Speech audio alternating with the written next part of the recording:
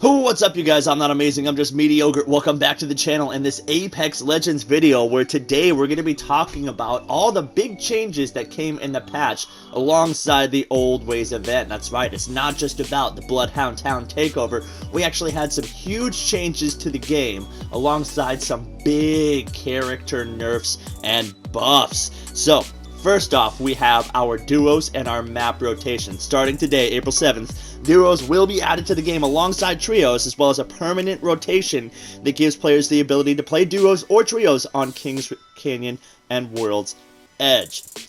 They know players want to experience map variety when playing Apex Legends, so the 4.2 update will introduce a map rotation that will include the current version of World's Edge, Kings Canyon Season 2, and Kings Canyon After Dark. While ranked play will remain on the map dedicated to where they are in the series, which currently is Kings Canyon. They have the rotation going on because they wanted to keep the queue times as short as possible, because they see a selection, being able to actually choose whichever map, could very negatively impact queue times across the world. So they decided against that. No actually choosing your own map. It will be in an apparently rapid rotation. They say it's going to be fairly quick, and they'll be tweaking it as they study the data. They're also going to be introducing previously released versions of Kings Canyon and World's Edge, so like Seasons 3 World's Edge, where it was brand new and fresh, or maybe Season 0 Kings Canyon, where there were no changes or anything like that. Now, moving on, we have, of course, the main theme of the event, the new Bloodhound Town Takeover, Bloodhound's Trials. Now, they don't give us much description of the Bloodhound Trials in the patch notes. They just say dive in, where you and your squad will battle against a horde of prowlers and claim high-tier loot as your reward. But they didn't really explain how it's going to work, so I'm going to make a follow-up video to this one once I get in-game and figure out how all this stuff actually functions. But moving on from there, we actually had a lot of balance changes happen. The G7 Scout was nerfed. They reduced the headshot scale from 2.0 to 1.75, and they reduced the leg shot scale from 0.9 to 0.75. So also reduced the projectile speed. So, but, you know, a little bit of a nerf to the Scout there. Not as deadly, especially with those headshots and you know, those leg shots on fleeing opponents. And the L-Star has also had a little bit of a balance. It had reduced time from overheat. So basically, it overheats in 23 shots as opposed to the 25 shots.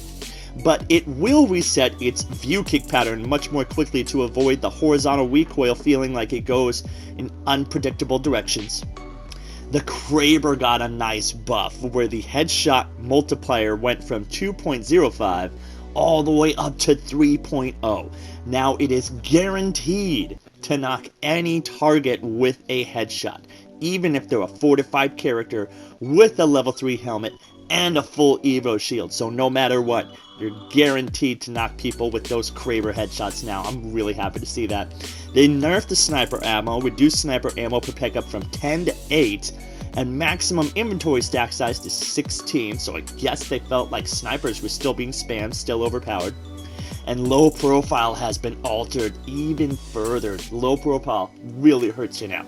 Limb shots on low profile legends now deal as much damage as body shots. So leg shots and arm shots do as much as body shots on low profile legends, in addition to doing 5% damage against them. And now, here's a big old change. Massive sweeping change to Revenant here. Player feedback that Revenant wasn't feeling viable enough has been heard loud and clear, and game data showed the same as well. So for the silence, they increased the duration of the effect by 2 times, went from 10 seconds to 20 seconds. It also disables Gibraltar's gun shield, which I don't know why it didn't do that before. It totally should do that.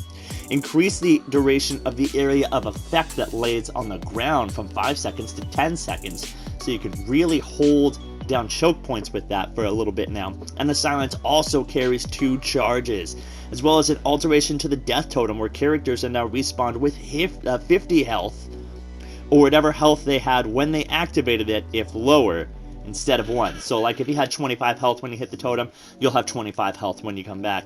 But if you had over 50, you will come back with 50 health to that totem. Huge buff right there.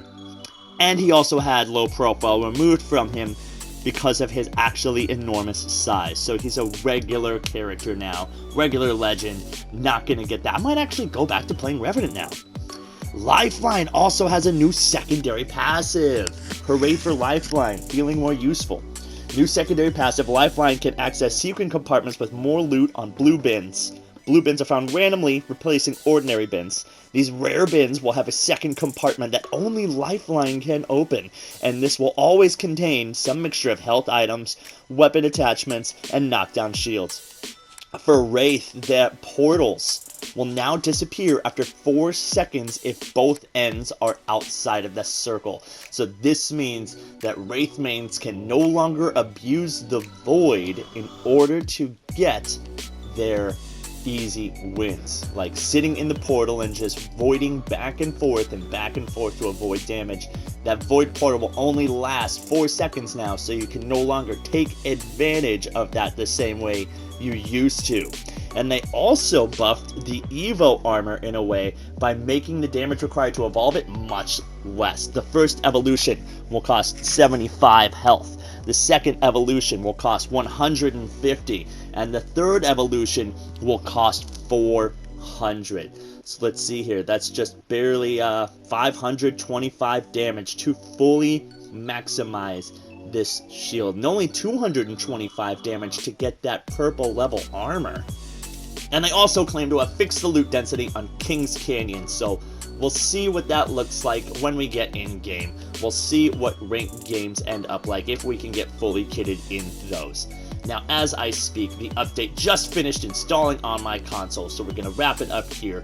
We had some awesome changes in the form of great buffs for our legends. Revenant seems viable again, and we also got these awesome new content. We have permanent duos and a permanent map rotation, so this is going to be really fun to play. I'm really excited to dive into this patch with you guys, which I will be streaming live here on YouTube as soon as this video goes live on YouTube. So I will see you guys in just a few minutes. In the meantime, I'm not amazing, I'm just mediocre, and I'm out.